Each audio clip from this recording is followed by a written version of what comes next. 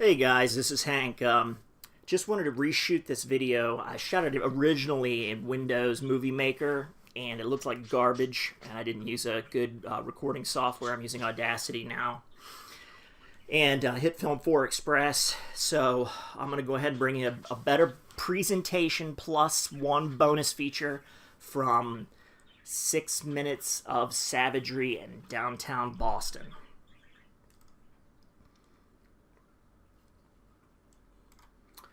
Alright, I'm leaving the subway system that I was using with the subway tunnels mod that allows you to get around the Commonwealth without going above ground. Because right now we're playing with better locational damage, we're playing with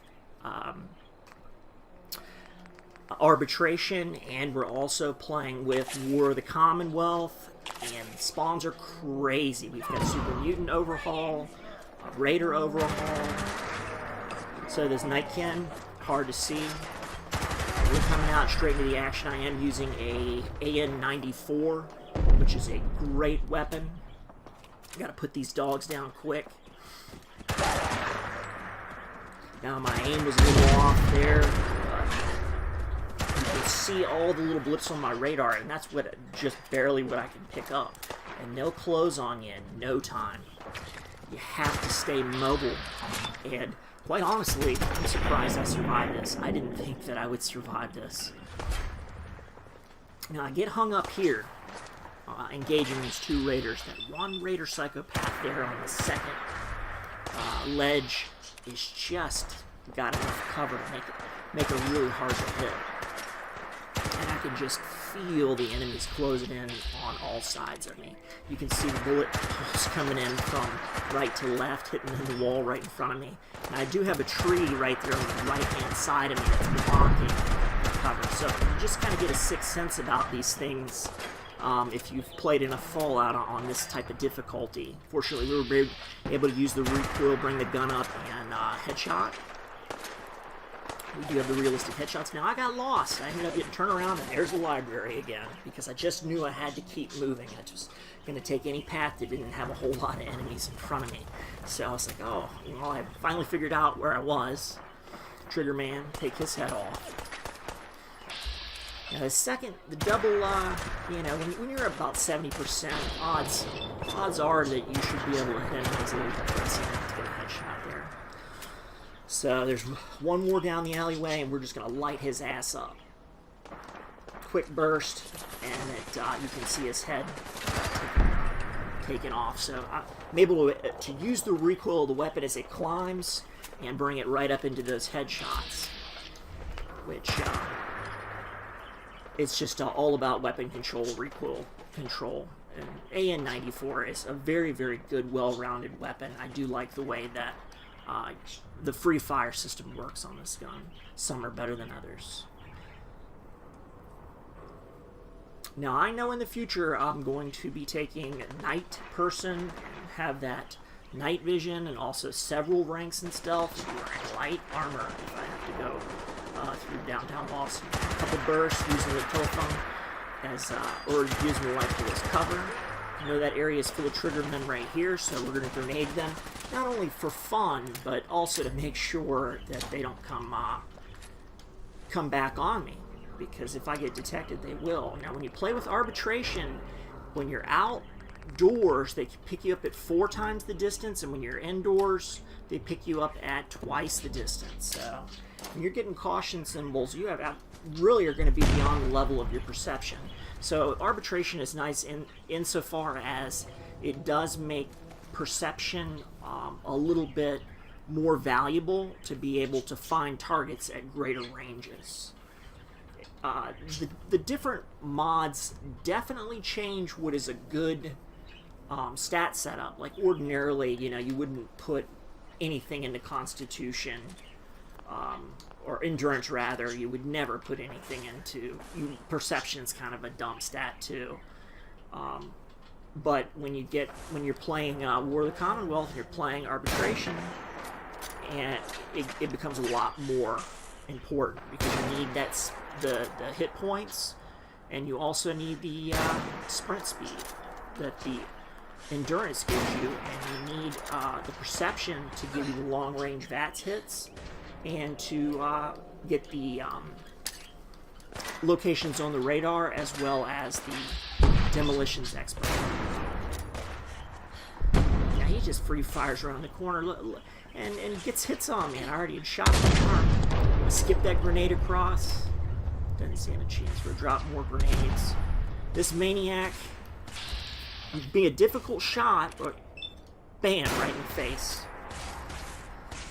So we pretty much whittled him down. I knew I had to stop here at the bus, because if I went inside the common, Swan would be there. Gunfire, draw that a Swan out, and it would have been a foregone conclusion that I'd have lost my life. So this was an excellent position to hold it down, take out what remaining enemies there were. Painful miss. I should have never missed that shot. Barely does any damage. Another painful miss at close range, so I'm just going to switch to the automatic and light him up. So there's one more enemy out there at the range of my perception, and I could have moved at this point, but I don't like to leave anybody living that was after me. But I just couldn't find the guy. Searched high, searched low, couldn't find him. And you know, like I say, they can detect you from a good distance, so there's no telling where he really might be. So initially I thought I was on the side where the boys club was, so I'm avoiding Swan, avoiding the pond. That's where I thought the boy hidden club was. I realized I'm on the opposite of Boston Common. And now I'm going down to save that slimy synth Nick. I get his help. Actually, he's not all that bad. He's one of my favorite characters. So here we are at Park Street Station. That ends this portion of the video. Next, I will show you my first attempt at getting through downtown, and I was going to take it a little bit more methodically. So I just left the same area, and this is how I normally approach situations when I'm moving overland out in the wasteland. So I take a little more slow and sure, and be certain of my positions. Now there are a couple of bugs there, and if you just hit select, generally to bring the weapon back up. That happens with some of the weapon mods sometimes. So, but it really doesn't cause too many problems, and I'm working that out with mod order. I just keep getting better over time. So you see how I'm checking it out with my sniper rifle like I ordinarily would do, you know, to see how many enemies there were, what their locations might be, find good stealth spots, sniper nests. That doesn't work in downtown Boston. No, it does not. So, suppress submachine gun, because I'm still trying to maintain a little stealth. And I thought, you know, just have a little pack of dogs here. But like I say, you're outdoors, so 4 times detection distance, and enemies will start coming in from all around from War of the Commonwealth, and they close on you. Man, I'm just sitting here waiting like a fool. So, alright, triggermen are starting to mass on one side. What's that, 3, 4? Coming after me? Alright, well, I think I can hold these guys off. Going in the wrong direction, and now I'm getting hit in the back. Because like I say, they're closing in. They close on you. I'll beat him to death with the butt of my stop. Definitely going in the wrong direction. We have no cover now on the right side. We're going to run out of VATS very quickly. I got a danger symbol. There could potentially be more behind me, but I can't turn around because I have a more immediate threat directly in front of me. You just can't take your eyes off of the threat in front of you unless you're getting hit markers to the rear.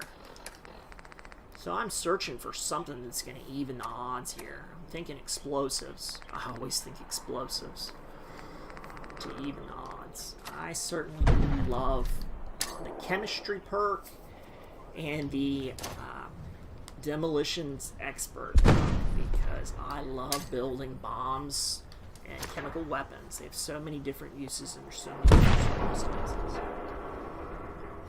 I have a tendency to set a lot of traps, use a lot of grenades to breach.